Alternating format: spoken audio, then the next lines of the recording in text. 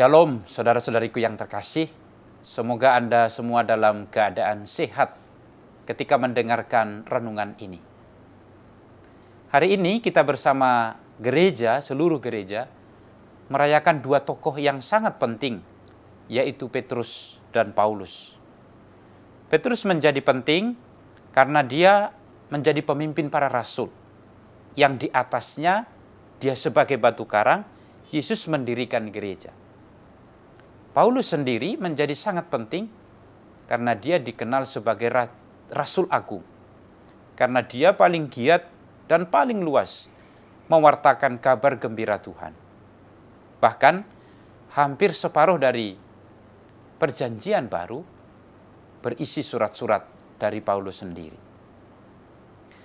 Tapi kalau kita melihat kisah dan sejarah hidup kedua rasul ini, mungkin kita tidak pernah menduga bagaimana mereka bisa menjadi sangat penting dan sangat berpengaruh dalam gereja.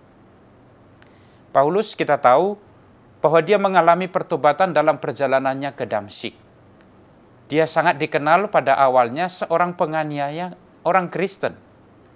Dia juga dulunya gencar untuk mengejar orang-orang yang percaya pada Yesus. Boleh dikatakan pada awalnya Paulus ini adalah seorang pribadi yang sombong.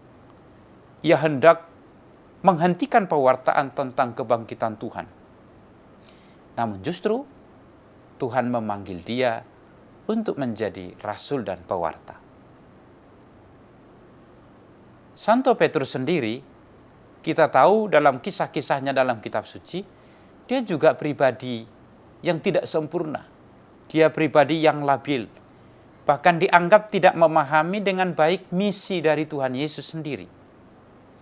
Kita pernah tahu dia pernah ditegur oleh Yesus sendiri karena menarik Yesus untuk memberitahu agar Yesus menghindari penderitaan. Dia juga orang yang spontan tanpa mengerti apa yang dikatakan. Hingga akhirnya kita tahu Petrus sendiri pernah menyangkal Yesus sampai 3 kali. Padahal dia adalah seorang pemimpin.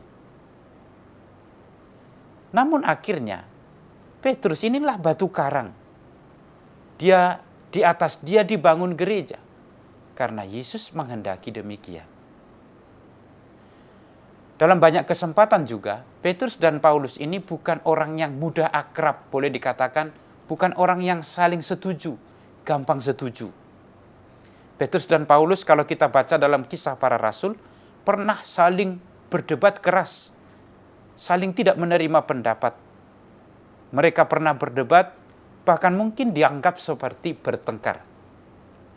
Mungkin kalau untuk zaman kita ini, mereka ini sudah dianggap bertengkar. Bahkan mungkin sudah muncul kata-kata, pemimpin kok berdebat, pemimpin kok saling bertentangan.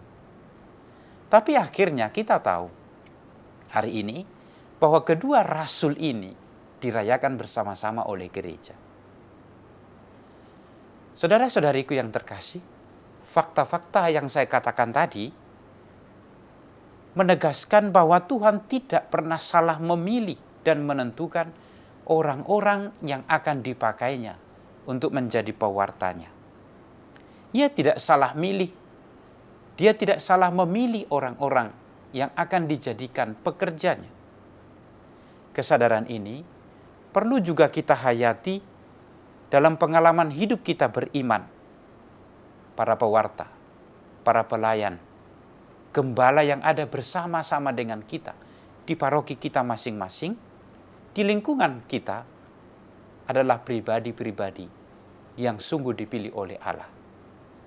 Kita tidak tahu bagaimana rahmat Allah bekerja dalam diri mereka, bagaimana rencana Allah akan terjadi lewat mereka-mereka itu.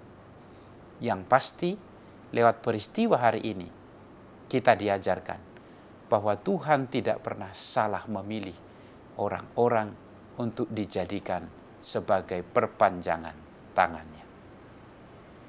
Tuhan memberkati.